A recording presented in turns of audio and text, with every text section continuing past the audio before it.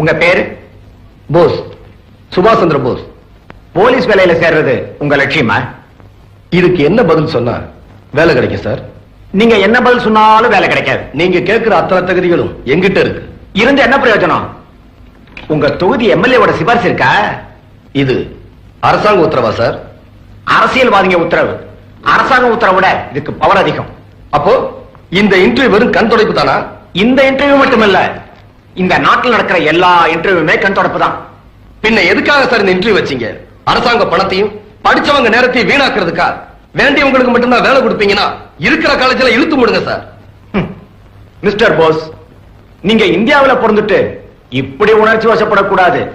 நான் நாட்டு நடப்பதா சொன்னேன். ஏன், நானே சிபாரிசுல தான் வேலைக்கு சேர்ந்தேன். வேலை கிடைக்கணும்னா எம்எல்ஏ பாருங்க. இன்னைக்காவது அசம்பிளியில பேசலாம்னு நினைக்கிறேன். ஆம்பளை சொன்னா